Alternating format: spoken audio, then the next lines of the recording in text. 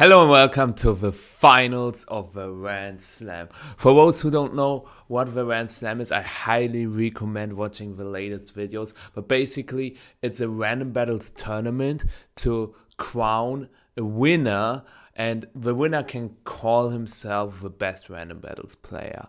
And today we are in the finals against Drifting. The whole tournament lasted for a full year. As I said, if you want more information, check out the earlier videos on that tournament. But today we will focus on the set against Drifting, one of Oceanian best players out there. And the formats are pretty competitive because we've got Generation 9, Generation 8, one of Generation 1 to 3, one of Generation 4 to 6, and Battle Factory Gen 6, 7, or 8. So up to 5 games, and whoever wins 3 wins the full set. And I don't want to take more of your time. Let's jump right into the first game and let's see how I did. Alrighty, let's start with the first game, and I got to choose because I am the higher seed, and I decided to go with Gen 5 because I thought that it is the generation that I just feel most confident in. And as you can see, the moves didn't really load for me, as well as the abilities. There are no caps and everything. That is very weird, and that's why I refreshed the page, and luckily it is completely fine now. We've got a Palkia against Swampert as a lead. We've got Sceptile, Alomomola, Jirachi, Venomoth, and Grumpig. And that is a very strong team because Choice Specs Palkia, there were no fairies in Generation 5, so and Draco Meteor was 140 base power, so finding a switch in for that is really tough. That's why I go for it, and it does 74 immediately, while he gets up with Stealth Rocks. And now I predict him to go to a Dragon Resist, maybe a Steel type, maybe just something with a high special defense, and that's why I decided to actually switch, right? I think I switched, right? I would switch here. Again, it's been a while since I played with that. But yeah, I go to Sceptile and he goes to Glaceon. Unfortunately, Sceptile was not the correct switch. But that is fine because we've got Jirachi, and now we can get our Stealth Rocks up ourselves. Which is pretty nice. While he goes for Ice Beam and he freezes us. And that is so terrible. I wish I would have went Alomomola now, because then I could have just used Scald to 4. But now I just try to 4 manually with Jirachi, but I stay frozen. And that is so unfortunate. Luckily, we can go to Alomomola against Landorus, because Landorus cannot really touch Alomomola, and we've got a Wish as well, which is really, really nice. But the freeze puts us back quite a lot. We don't know what the remaining 3 Pokemon are, but on our side we already revealed 4, so that's something to keep in mind. He goes to Exploud, and I could go for something like Protect, I could switch to Jirachi, but Exploud can run a Work Up, but it isn't Work Up, it is Choice Bandit. So I get the Toxic off, and now I do not have a great switch, and I go for Protect to let him take more damage and also get Leftovers Recovery. And now I switch to Jirachi because it is my only normal resist, and it also takes 2 double edges, and now I can try to 4 and get Rocks up. Do I 4 this time? I don't. But that is fine because once again I can go to Alomomola against Landorus, while he goes for Earthquake, and now Earthquake can KO. Does he greed for the KO? Do I want to click Wish? Do I want to play it safe and go for Protect?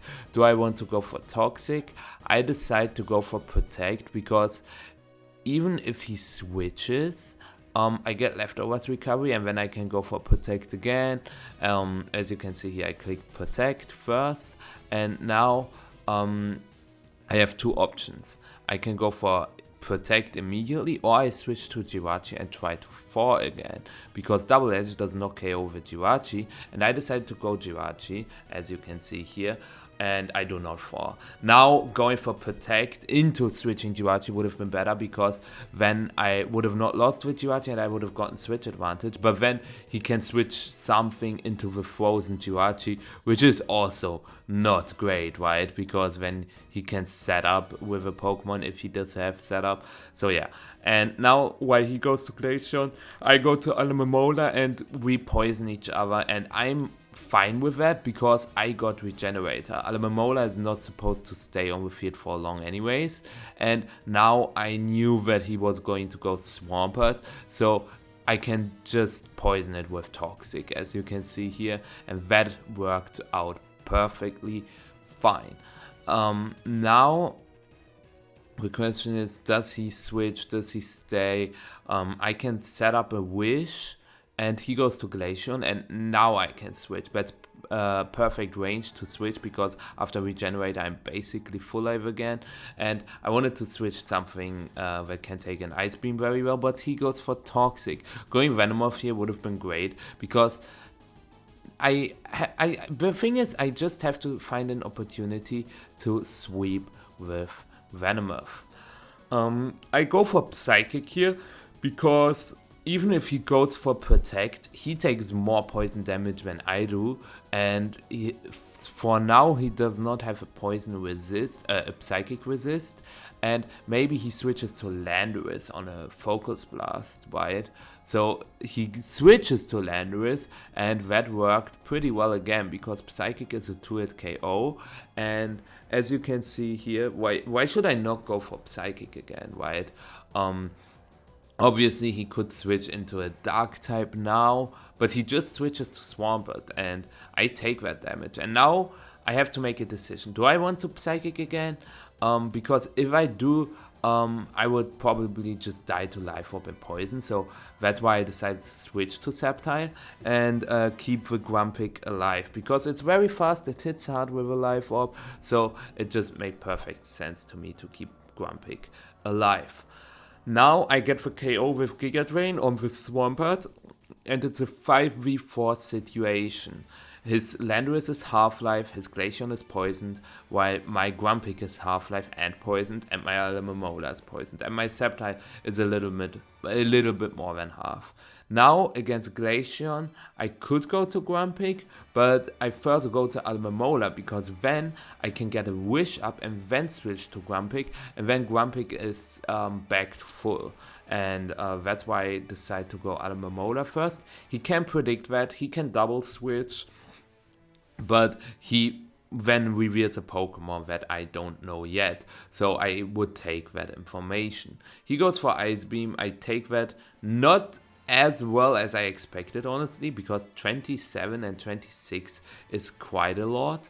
And now I have to either go Grumpig or go for Protect, but going for Protect felt just a little bit too passive, and that's why I decided to go Grumpig, because he has no way to punish it. Because of Fig Fat we survive an Ice Beam, but he goes for Wish, and as you can see here, we are back to full, and now he won't go to Landorus, and I can just set up a Calm Mind. He goes to Gallade though, and Gallade is annoying because it's faster than Palkia, I think. It has 183 speed.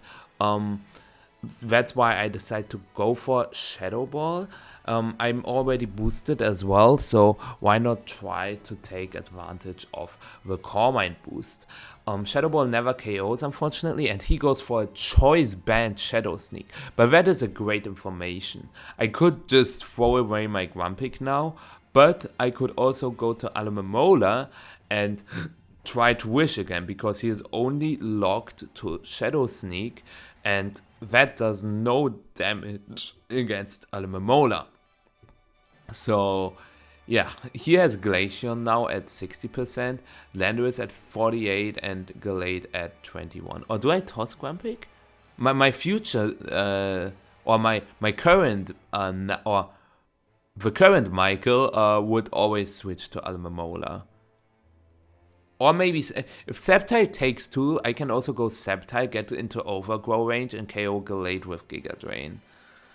Yeah, I do not go Venomoth, and going Palkia also doesn't make sense because I would take too much damage. Because 2 Shadow Sneaks after Stealth Walks probably put me in at 50%, and that's why I go Almamola, and I think that makes a lot of sense because now I can go for Wish. If he switches to Glaceon, I just get a... I cannot get a Wish onto Grumpig, but I can get a Wish onto Palkia. Like, I can go Wish, Palkia, Draco Meteor. He goes for another Shadow Sneak roll, and now I have to go for either Protect or I switch. I could go to Venomoth, actually, and heal the Stealth Walk damage and get a Quiver Dance up.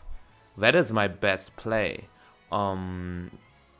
But instead, I hover over Sceptile. Did I go Sceptile? Because Protect is too passive and I would take too much poison damage, and I go to Sceptile. I think it's fine. Going Venomoth here would have been better, but I cannot change it now. I go for Giga Drain while he goes for U-turn, and now Landorus is very low, and Glaceon joins the field. Rock Slide or Hidden Power Fire both get boosted by Expert Bell, but they both do not KO the Glaceon here. And that's why I really want to keep Sceptile alive, because it's faster than Landorus and KOs it, it's faster than Gallade and KOs it, and even after Stealth Walks at 35%, we are not in Shadow Sneak range for Gallade, and if it decides to go for Shadow Sneak, I'm also getting the Overgrow boost, which can help against the last Pokemon. The problem is Sceptile is low, Grumpig is low, Almamola is low. So basically, if he has a good last Pokemon that can beat both Palkia and Venomoth, we are in very big trouble. But on the other hand, it also has to survive moves from something like Sceptile or Grumpig, because Grumpig could also outspeed the last Pokemon. We see that Almamola takes the Ice Beam, but now I have to make a decision. Do I want to go for Scald? Do I want to go for Wish? Do I want to switch? I think switching here doesn't make that much sense because we are too low, and I go for Scald because I wanted to get damage off on Glaceon, and going for Wish didn't really get me anything because Grumpig would die to Life Orb. I could have wished and then go Venomoth and go for Quiver Dance, but I was too scared of an Ice Beam freeze. But at that point, I should have just went for that. But now I can go Palkia, and even after Protect and Leftovers Recovery, he would take poison damage, and that would be Draco Meteor range. That's why I think I go for Draco Meteor. I could also go for Fire Blast, because all 3 Pokemon died to Fire Blast, but I didn't want the last Pokemon to switch in, and also Draco Meteor is more accurate than Fire Blast. So I go for Draco Meteor again right here, and he probably has to reveal his last Pokemon, or what he can do is that he tosses Gallade or Landorus and then goes back to Glaceon. But then I would switch out, come back in. So basically I would win the sacrifice game. So that's why I decided to just stay and use Draco Meteor. And we miss. And that is so bad because Landorus outspeeds us, and we do not have a great Earthquake switch in. I could toss Grumpig and then go Sceptile, but I thought I have to keep the Grumpig alive so that I just have more tools and I can react to whatever the last Pokemon is. So that's why I stayed, but I took 54% damage on the Palkia, and that really hurts, depending on what the last Pokemon is, as I said. So does he go to Gallade? Probably not, because Shadow Sneak does not KO me and I will get the KO with Draco Meteor. Does he go to Glaceon? Perhaps. But against Glaceon, I can go to Grumpig, toss Grumpig, and then either nab another KO with Palkia Draco Meteor, or try to set up a Quiver Dance with Venomoth. So that was my plan, but we see Fearow. And that is one of the worst Pokemon that could have happened to me, because it outspeeds Palkia, KOs it with Drill Peck. It outspeeds Grumpig, KOs it with Drill Peck. It outspeeds Venomoth, KOs it with Drill Peck. So the only Pokemon that can do something against that Fearow is Sceptile. I just clicked Draco Meteor because I thought maybe he doesn't go for Drill Peck, and then I can get damage off onto the Fearow and put it in Rock Slide range for Sceptile. But he is Life Orb and KOs my Palkia now, and now I only have one play. I have to go Sceptile, but the problem is Rock Slide is not going to do enough damage, so I either have to get a critical hit or I have to get a 30% flinch. If I get it, I'm in a good position. If I don't, I probably lose the game. Because, as I said, going Grumpig here, not worth it. Because even if I toss Grumpig and Venomoth and the Fearow takes Life Orb damage twice, it would still not be in Rock Slide range.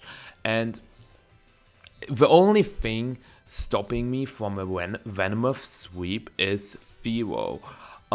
I could have gotten a Quiver Dance up earlier, to be fair, but that's always hindsight, right? So I decide to go for Rock Slide. I don't get a crit. Do I get a flinch? I do not.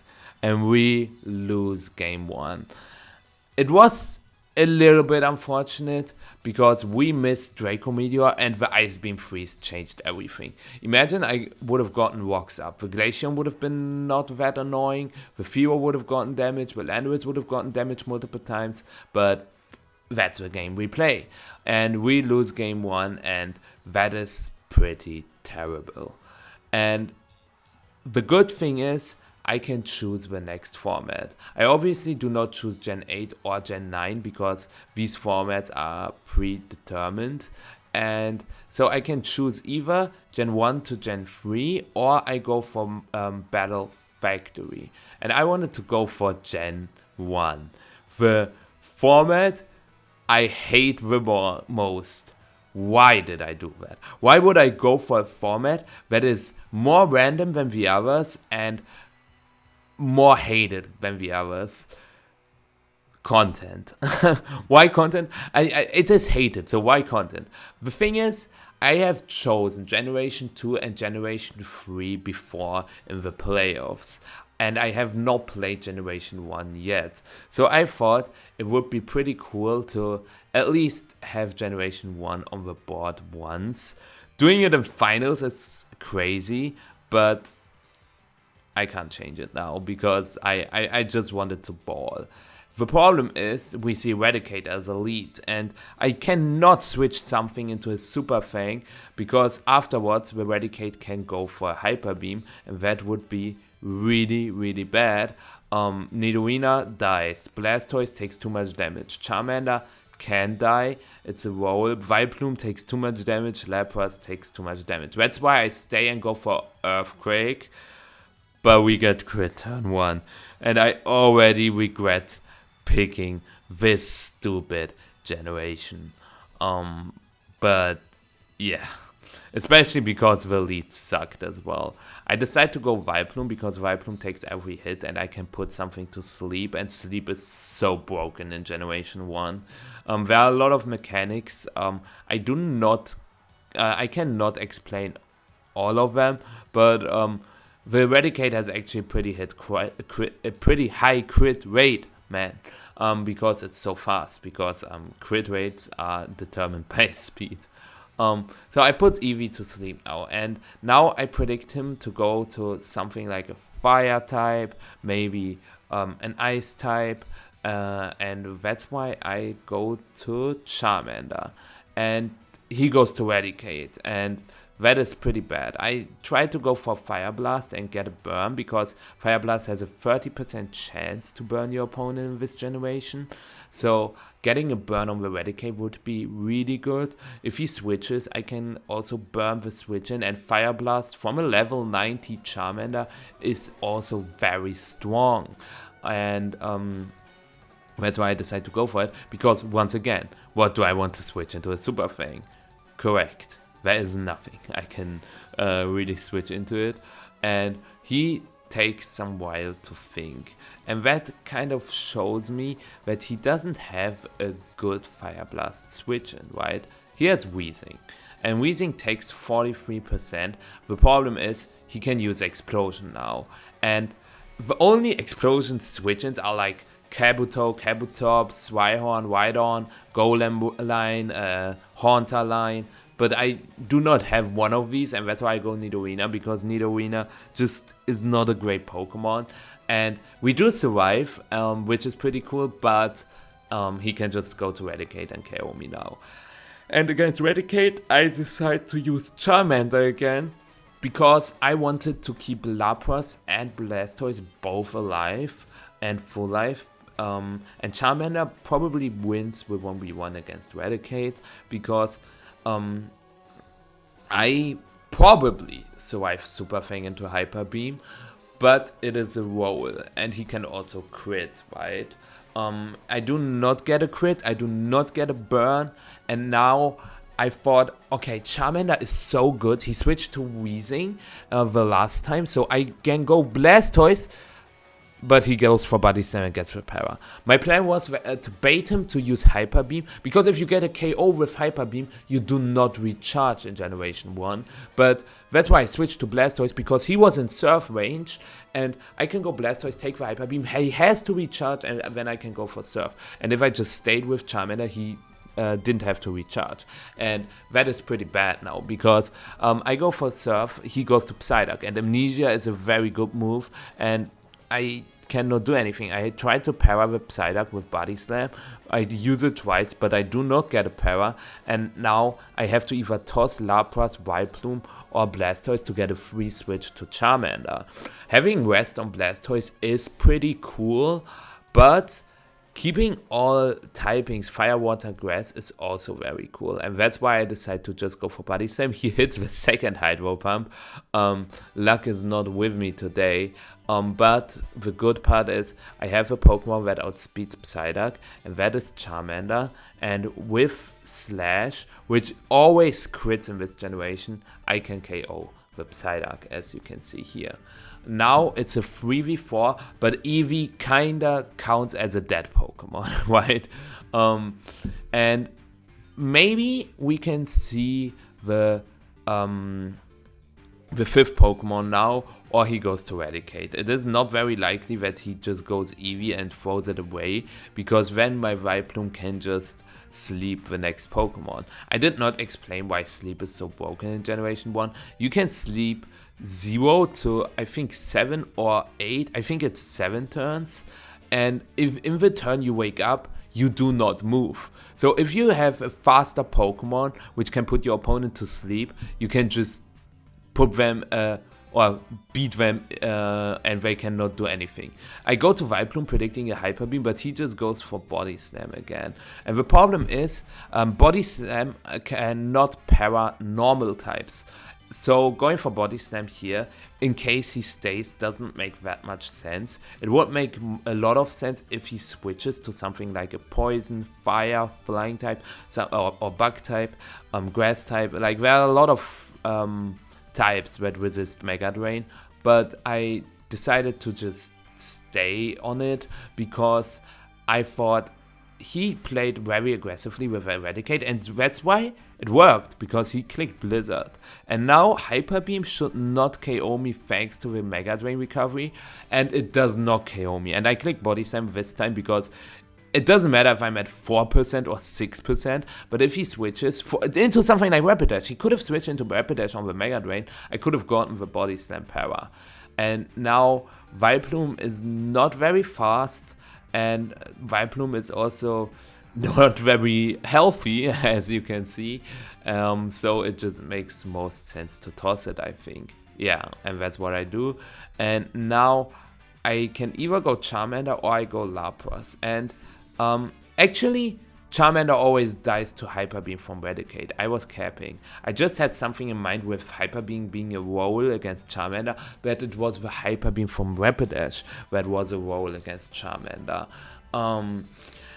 Yeah, so that's why I go Lapras. My Lapras, unfortunately, does not know Surf, but he doesn't know that. And another Gen 1 mechanic is that fire types do not resist ice in Generation 1, so Blizzard is actually neutral against Rapidash. So I go for Blizzard 3 times against Eevee and I get the KO and I have Sing on Lapras. So he goes to Vileplume and that is so bad because we are in a speed tie. And the problem is, if he goes for Sleep Powder and I stay, I lose to Rapidash. And if I switch to Charmander, he can just spam Body Slam, Charmander dies, and then he can put Lapras to sleep. So I have no way out here. I have to go for either Sing or Blizzard. Blizzard does not KO him, but I can crit Blizzard, I can freeze Blizzard, I can dodge Sleep Powder. There are a lot of possibilities. So I tried to calculate what gives me better odds. Blizzard, crit, or freeze, or hitting Sing, and after my calculations I decided to go for Sing. At least that's what I locked in twice now.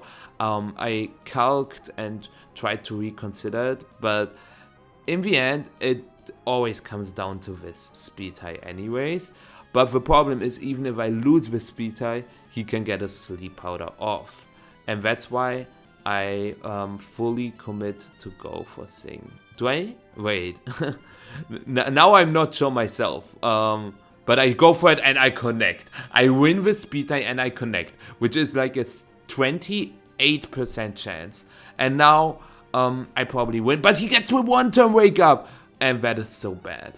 I now have to win the speed tie and I win the speed tie. I'm so lucky. To be fair, he lucked me in Generation 5, but now it's still not over. Rapidash against Lapras, I can lose that. I only have 3 Blizzard PP left, and that is not enough to KO Rapidash, but it is enough to put it in range for Charmander. So I go for Blizzard, and I take the Body Slam. As you can see, Blizzard does 40%, it is not resisted. He goes for Fire Blast, doesn't get a burn, doesn't get a crit, and now I only have 1 Blizzard left, and he is at 24%. He can crit my Lapras, but I can also just survive, and I miss the Blizzard. And he clicked Hyper Beam, I don't know why.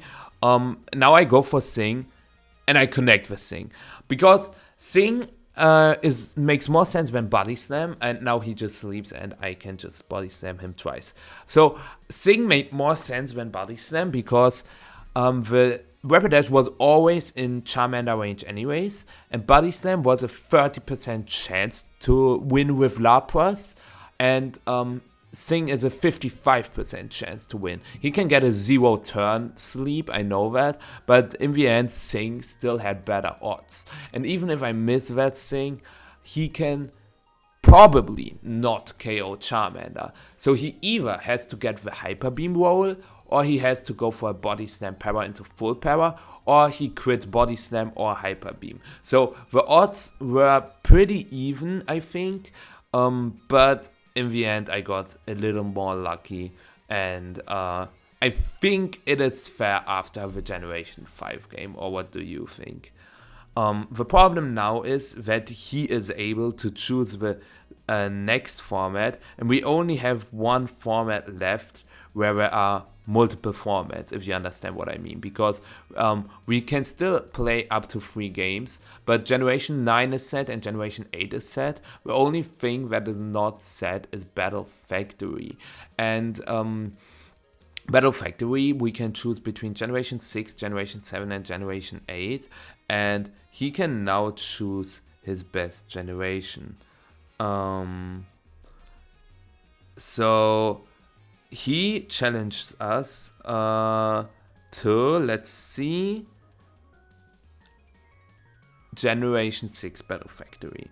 And Battle Factory is a format where you get a generated team and in a generated Smogon tier. And this time it's Generation 6 underused, UU in short, and it is a pretty cool generation, or a pretty cool tier. And our team, as you can see, is Life Orb Mienshao, Choice Specs Porygon, Sash Garantula, Leftovers Empoleon, Life Orb Hooper, and Mega Aerodactyl. And the first thing I'm doing is that I used slash show team to show my team to myself, not to my opponent. It only shows it to myself. And that way I can just copy paste it into the calc. And now I, with the command slash battle factory Pokemon tier generation, I can look up every single set he has. So as you can see here, he always has a quiet Diancie with max special attack, even though it sometimes only runs Moonblast, which is interesting. It doesn't have any defense EVs, just max HP. And that is just weird. But offensive Diancie can hurt, to be fair. It is always Stealth Walks as well. We see Beedrill, it's always Jolly, 3 attacks with Protect. It needs Protect in this generation because otherwise in the first turn it Megas, it doesn't get the speed increase immediately. Gudra can either be Assault Vest or Life Orb. Life Orb would be better for me because I've got a special defense Empoleon. Cresselia, Garantula, Tentacruel. I first looked up Tentacruel because it only has one set, and it is always T-Spikes, Rapid Spin, Scald, and Knockoff. Garantula is either Focus Sash, Life Orb, or Choice Specs. And only the Focus Sash set carries Sticky Web. And then the last Pokemon is Cresselia, and Cresselia has 6 sets. So it gets chosen by one of those. Like one of those six sets are chosen. So yeah. Now I can create a full game plan because I know what my opponent has, and I also know what I have. So as you can see, Stealth Walks look very good. Beedrill takes 25%, Garantula takes 25%, and the rest takes 12%. I look up my own sets to see if he uses the same command. Does he, for example, have to respect Choice Scarf Hooper? If I have Hooper against something that is faster, otherwise, I think Beedrill Mega is actually faster than Hooper, right? So this doesn't apply, but I still wanted to check it. I decided to lead Empoleon because I saw that Stealth Walks just look so juicy, and that's why I decided to go for it as well. The problem is I can obviously spin block with Hooper, but the Tentacruel also runs Knockoff, and Hooper does not have the best defense. And I expected him to go for a Knockoff now, but he goes for Toxic Spikes. But I'm fine with that, because Mienshao also kinda spin blocks, because Fake Out into Knockoff into High Jump Kick KOs it, and I can also go for Fake Out into Knockoff into U-Turn. I am in between going for Fake Out or Knockoff, because if he switches to, for example, Cresselia, Knockoff would be way better than Fake Out. If he switches to Diancie, it's also better to remove the leftovers first. So in the end, I decide to go for Fake Out, because if he switches, the Stealth Walks stay on the field. So that's why it's definitely better to go for Fake Out. And now I can remove the Black Sludge. And if he goes for Rapid Spin, I can next turn just go for High Jump Kick. If he goes to Cresselia, I can U-turn to Empoleon, go for Defog, remove the Toxic Spikes, and then set up my Rocks again. Especially if the Tentacruel doesn't have the Black Sludge anymore. It has no form of recovery, and he also has no Wish Pokemon or no Leech Seed on any Pokemon. So the Tentacruel can never recover itself. I go for Knockoff, and he just goes for Scald and gets the burn. And that is so upsetting. It is 30%, so it is not super unlikely. But if he didn't get this burn, I would have been in perfect shape. Because then I can go for high jump kick, and even if he survives the high jump kick, I can get the KO with U-turn, and that is so tough. Because now he can always go for rapid spin. If I go Hooper, I get poisoned, and that's why I'm forced to go Empoleon. And yeah, now I go for Scald because I wanted to fish for a burn myself, and I get it. And that was relieving. And now I decide to go for, I can go for Walks, I can go for Defog. My plan is to get up Walks, so that's why I used Walks first, and he gets the next gold burn.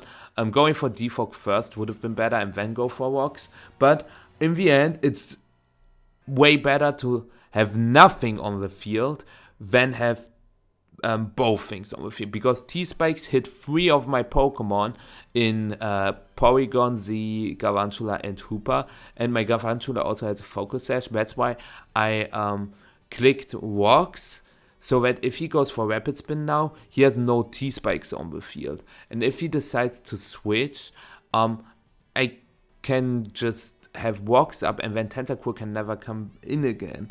And that's why I clicked Walks first and Defog now, which looks so weird. That sequencing might look weird, but I hope I could explain why I did that.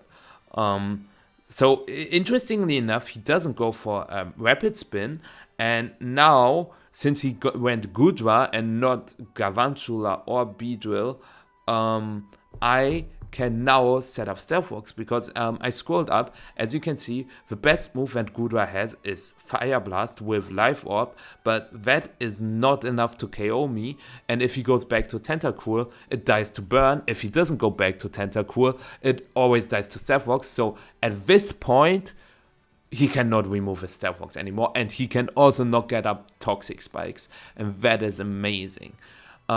He hits with Fire Blast, and now I have to make a decision. Do I want to keep Empoleon alive? The problem is I do not have good Pokemon into the Gudra, because it is a Assault Vest, and Mienshao is burned, Galvantula cannot hit it, Porygon Z is Choice Spec, so it does decent damage, but not enough. And I also do not have a Dragon Resist outside of Empoleon, so switching something into the full special attack invested Draco Meteor now is also really tough. That's why I decided to go for Toxic, but he hits the next one, and that is kind of fine. I have to make a decision now. Do I want to go Galvantula gets Sticky Web up? Do I want to go Porygon Z and trade a lot of damage but not get the KO? Do I want to go Hooper, Aerodactyl? Nothing feels particularly right. The good thing is that the Gudra with Soldiers does not carry Ice Beam. And my Aerodactyl also has Roost. So if he goes for Draco Meteor, his special attack gets halved. I survive one, and then I can use Roost and get back to full, basically. And he would do less and less damage. So that's why I go for Mega and Stone Edge. And it's also good to get the Mega evolution right now, because if he Megas the Beedrill, he would outspeed my Aerodactyl as long as I'm not Mega'd. But now I can go for Stone Edge and always connect as well, because he has lowered evasion thanks to the Defog, and he also has no Rock Resist. The Diancie is also not physically defensive. I go for Stone Edge and I crit, and this was so lucky. He could have used Draco, put me to like 25%. I go for Roost. If he Dracos again, it's whatever, but he can use Dragon Tail, and my Aerodactyl would be at 50% and not on the field. The problem now is he goes to Diancie, and against Diancie, I also have 2 Pokemon that are weak to Stealth Walks, and Diancie always carries Stealth Walks. So do I want to click Taunt? But what if he uses Diamond Storm on the Taunt? It's a very precarious situation for me, and I am also running low on time. Timer management is pretty important, so I decide to go for Stone Edge, and I do 40%, and unfortunately he goes for Stealth Walks, and now Stealth Walks up, and what do I want to switch into Diamond Storm now? Mienshao dies, Galvantula dies, Hooper dies, Porygon Z survives one, but cannot KO the Diancie, And in general, this is just not a great position to be in, let's be honest. The good thing about Aerodactyl Mega is that we do survive a Diamond Storm if he doesn't crit. And he does not crit. And now he gets a defense boost, but Aerodactyl outspeeds everything, KOs Beedrill, KOs Galvantula, and if I connect my Stone Edge now, he is forced to go Cresselia. I can also go for Roost, but Moonblast, because it's fully special attack invested, does way too much. And I connect the next Stone Edge. So I connected, let's say the Gudra one was a 100%, so I do not count it, but I connected 3 out of 3 against Diancie. Very lucky. And now, does he predict me to Taunt? Because if I use Taunt on Calm Mind, I probably just win right here. But if I go for Taunt and he just goes for Psyshock, I am in big trouble against Beedrill. Beedrill outspeeds Porygon, and that's why I decided to go for Roost, and he used Calm Mind, and that is very, very bad. Now I go for Taunt, and he uses Psyshock, so I lose every mind game. But Aerodactyl is not in range for Stealth Rocks, and that's what matters the most for the Beedrill. And I toss Mienshao because Mienshao is pretty much useless. And the cool part now is that Porygon Z and Hooper are both faster than Cresselia, and I can threaten it a lot.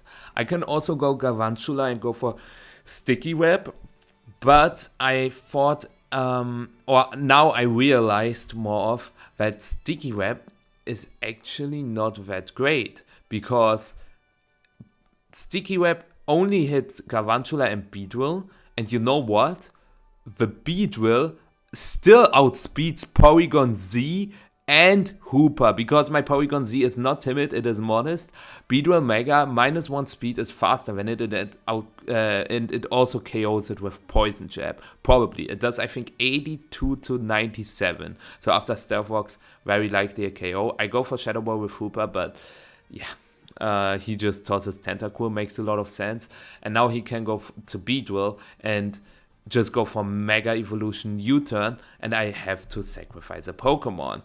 And now this endgame gets really, really heavy. As you can see on my timer, I also only have 35 seconds left, so I have to calculate things fast.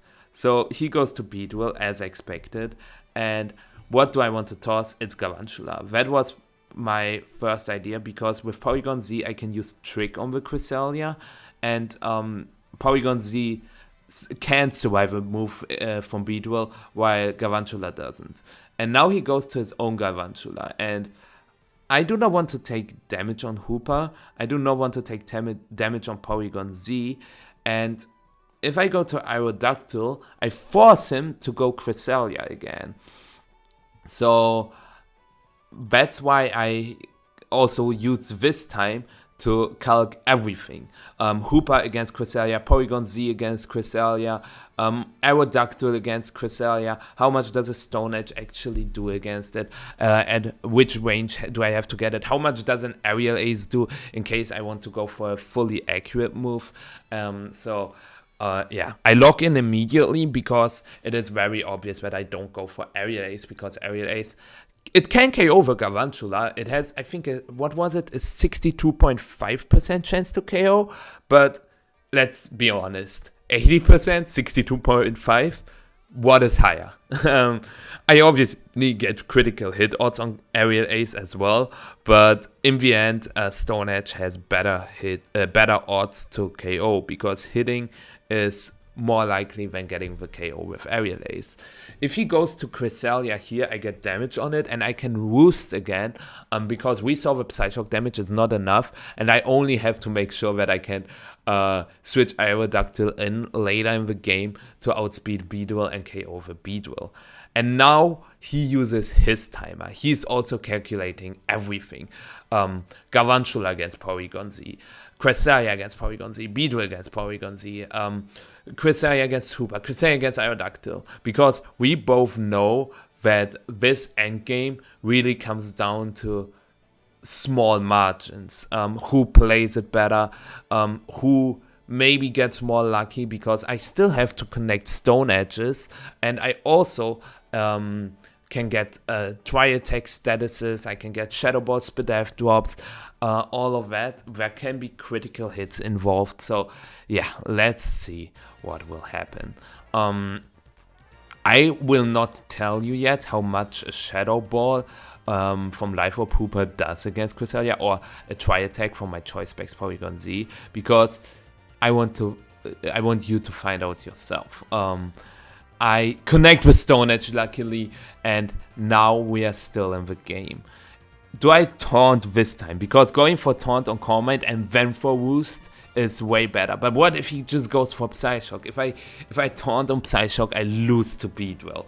And that's why I go for Roost, because I also calculated that even if he goes for Calm Mind, I should be able to win with Hooper and Porygon Z. Porygon Z always survives a +1 move, and I can use Trick. But what if he goes to Beedrill on the Trick? Trick would fail, he would get a KO. So he KOs Porygon, I go Aerodactyl. Against Aerodactyl, he can go to Cresselia. And then I can get a Stone Edge off on Cresselia, but he can use a double switch to predict my Hooper. But all of that doesn't happen because he goes for another Calm Mind. And the problem is Try Attack is not enough damage. And I can go for Trick. If he locks himself into Psyshock, I can survive that with Porygon. But the more important part is that Hooper gets 2 Shadow Balls off. And maybe, just maybe, 2 Shadow Balls are enough to put Cresselia into range for Aerodactyl. As you can see here, he is almost timing out. I go for Trick and he locks himself into Moonblast. And thanks to that, I get a Try Attack off with my Porygon Z. I do not get a status, but he also didn't get a special attack drop. I am forced to go Hooper here. And Shadow Ball, is it enough to put Cresselia in range for Aerodactyl? Shadow Ball, Spit F drop? No. Moonblast, is it a KO? No. Special attack drop? No. No hacks at all. And now he cannot switch to Beedrill. He is forced to stay, and I can get another Shadow Ball off. And going for Shadow Ball twice is better than going for Nasty Plot into Shadow Ball, because Shadow Ball and -1, or like Shadow Ball and -1 Shadow Ball is stronger than a +1 Shadow Ball in case he gets a Moonblast special attack drop.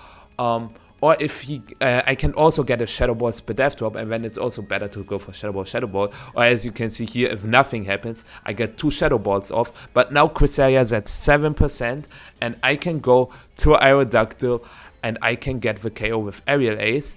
And my Aerodactyl is exactly 1 point faster than the Beedrill. It was such a back and forth, but I am able to win this game 1-0. And I gotta say, that was a beautiful game. We both played it very well. We both got lucky and unlucky, I would say. He got 2 Scald Burns, I got 1 Scald Burn. I connected all my Stone Edges, and I got a critical hit on the Goodra. But on the other hand, I also didn't get a Try Attack status on the Cresselia. I didn't get Shadow Ball Spit F drops.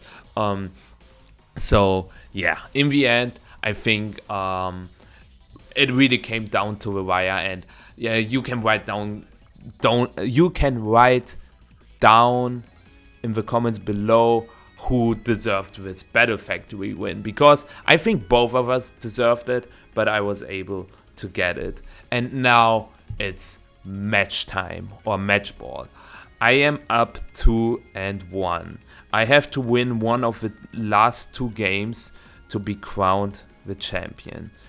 He can choose what format we are going to play next. We've got Generation 8 and Generation 9 left. Generation 9 is my specialty. I played over 16,000 Generation 9 games, and I also played, I think, over 5,000 Generation 8 games. So I have a lot of experience in both of them, but it's random battles. Everything can happen. And he also made it to the finals, so he also has the experience, and he is a good player. So let's see, what format is he going to pick now?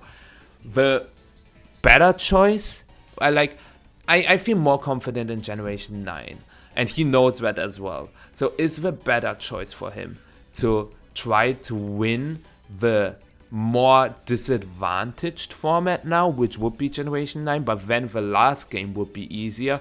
Or does he want to try to win in my weaker format, to maybe to make my mind shamble, or so that I get upset about a lot and then play worse in the last game? So a lot of strategizing happening right now, and he decides to go for Generation 8 first. So we see I get far-fetched against Lugia, and that is not a great lead.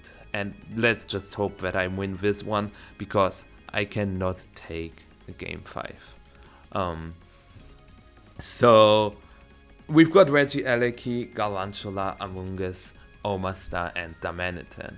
And the gimmick of this format is Dynamax, and I have a lot of good Dynamax targets. I go to Amoonguss because I predict him to go for Toxic, and he goes for Toxic, and now I wanted to use Toxic myself, but he reveals Substitute. Not every Lugia in Generation 8 has Substitute. Some are Air Slash, Earthquake, Toxic, Roost, but he is the Substitute set, so he doesn't have Earthquake. He has Air Slash, Toxic, Substitute, Roost, but the cool part about Amoonguss is that it can take Air Slash pretty well, and I can just recover it off with Regenerator, and that's why I decide to stay one turn, I think, and just try to break the Substitute with Sludge Bomb.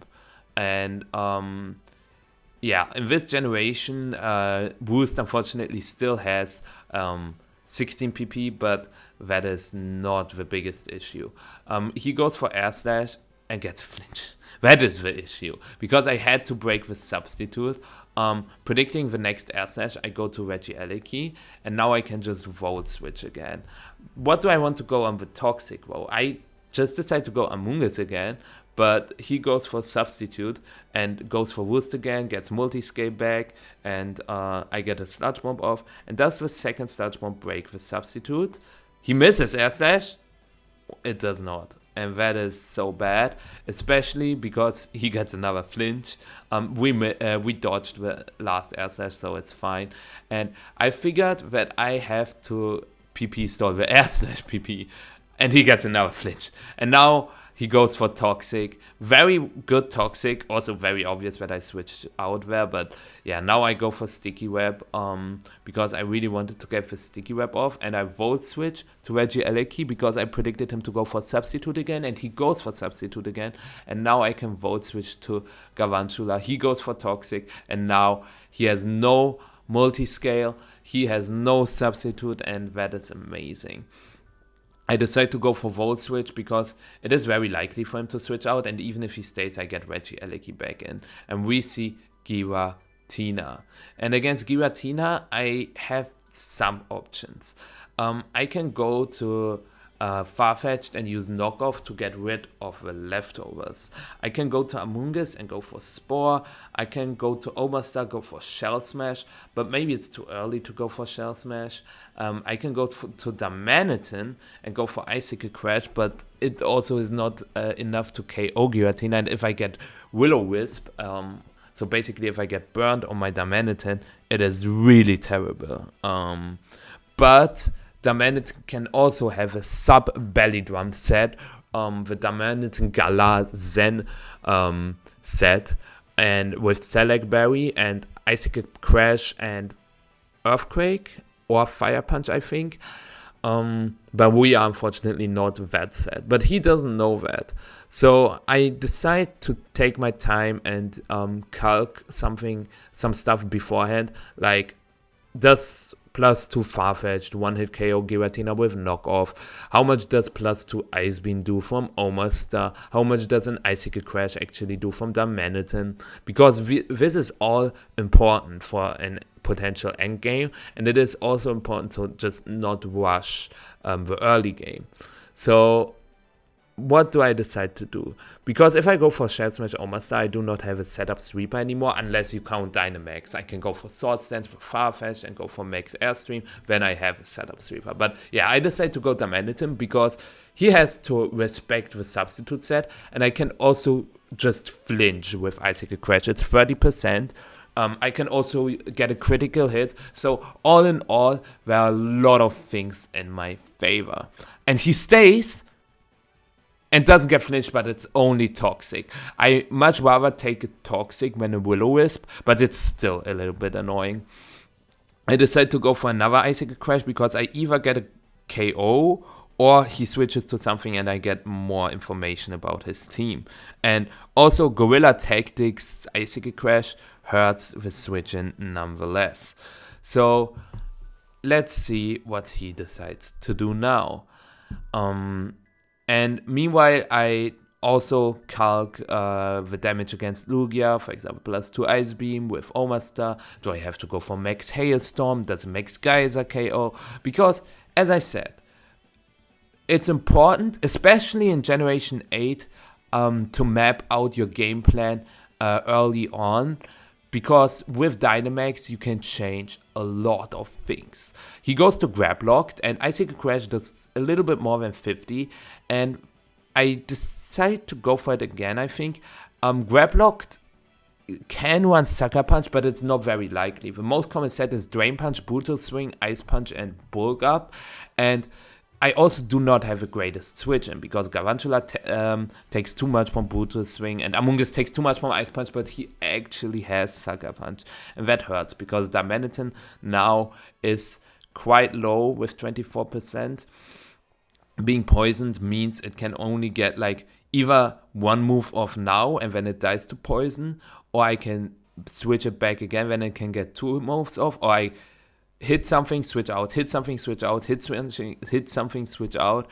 Then I can get, actually I get 3 moves off if I switch and then come back in, but that way I just, the way I just mentioned, I also can get 4 moves off. But I see Mew and I go for Icicle Crash immediately because of that. Dragon Dance with Lumberry. Amoonguss, useless. Garantula does not KO, he gets a second Dragon Dance. Regieleki does not do enough damage. Omastar, he can go for Max Knuckle and stuff. So that's why I needed that damage on the Mew, and I'm fine with losing Darmanitan there. The good part is that he is now in range for Bug Buzz. As you can see, I'm in between Volt Switch, Bug Buzz, Volt Switch, Bug Buzz, because it is so obvious that he keeps Mew alive and goes to Giratina, but I did not believe in myself. And I just showed you that I could go for Max Lightning and prevent a rest, because in Electric Terrain, Pokemon cannot Pokemon cannot get asleep, but I decided to go for this play instead. Volt Switch into Farfetch'd and go for Sword Stance, because he has a very low chance to do anything at all, because we know the set. It's Rest, Sleep Talk, Hex, Toxic. If he gets Sleep Talk, nothing happens. If he goes for Hex, nothing happens with Sleep Talk. If he gets Rest with Sleep Talk, nothing happens. If he gets Hex, nothing happens. Only Toxic would be unfortunate, but I decided to take that risk. And now we have a +2 Farfetch'd on the board. And I can just go for Knockoff. Knockoff always knocks out the Lugia here, and he gets the Toxic off on Farfetch'd, unfortunately. But this Farfetch'd gets rolling now, especially because I can use the Dynamax button on Farfetch'd, or I keep it for my Omastar. That's the question now. The problem is Giratina always beats Amoonguss, Regieleki, and Garantula. So if I don't use my Farfetch'd or Omastar well enough, I will lose to Giratina. And this is something that I still have to keep in mind. What does he go to now? The Sticky Web is up, which is amazing as well. He only has 2 more Pokemon. Mew dies to Knockoff, and we see Hexorus. So what do I decide to do? He can go for Max Wormwind. And if he goes for Max Wormwind, he KOs Farfetch'd, and then I'm in quite a bad position, and that's why I decided to go for Max Airstream, because then I would survive with Max Wormwind and he would give me a Defiant boost on top of that. And with a critical hit on Max Airstream, I have a very high crit chance. I think it's 50%. With a critical hit, I can one-hit KO Hexorus as well, even when it Dynamaxes. So he makes a very good play. He switches Hexorus into Mew, because Mew was pretty useless at that point, and he burned my Dynamax, or he baited my Dynamax. So now he goes back to Hexerus, and he Dynamaxes himself, uses Max Guard to store one of my turns, but now, what will happen now? Let's see. I can do 70% against Hexerus and then get a Shell Smash off with Omastar, because Hexerus even close combat crit does not KO Omastar, and then I can KO Hexerus with Ice Beam, use Ice Beam with against Giratina, but I get a critical hit with Max Airstream. Super lucky. I kind of had the feeling, I channeled it. You see it in the chat. I used slash data leak to channel the critical hit. Now I go for Brave Bird against the Talonflame to KO it, but he switches to Giratina and I survive on 1 HP, or 2 HP actually. But even if I KO the Giratina there, then I can go Omastar, use Shell Smash against Talonflame, and then I win the game. Now I don't even have to go for Shell Smash, I can go for Ice Beam, and with that I win game 5. Thanks Omastar, and we win the series 3-1. Let's freaking go. I can't believe it. I made it, and that feels so good. I won some stuff like a Smogon banner and a custom avatar, but in general I just feel so happy that I was able to achieve that dream of winning that tournament after coming short in the last 3 years. I was fighting for this year, and I played really good games. Especially the final set was peak Randbats gaming, I would say. You can also say what you thought about this best of 5. I would have wished to have a Generation 9 game, but for my nerves it's better to just win this 3-1 instead of 3-2. And if I lose in the finals 2 and 3, I would have been so upset. So it's really, really good, and I'm just so happy. And also thanks to everyone who supported me during the journey. And I hope you all enjoyed this little format where I was showing you my Rands Slam games. Do I come back next year for Rands Slam 5? Maybe. I mean, now I have a title to defend, but overall, I just want to say thank you to every one of you, and see you next time in the next tournament, whichever it will be. Maybe EUIC. I plan to do a big video for it as well. It's a VGC tournament for those who only watch the random battle stuff. I also do VGC stuff. I also recommend checking that out, but I talked too long today, and I wish all of you have a good start into the next week, and I will see you in my next videos and also in my next streams, because these are going to start as well. See you then. Bye bye.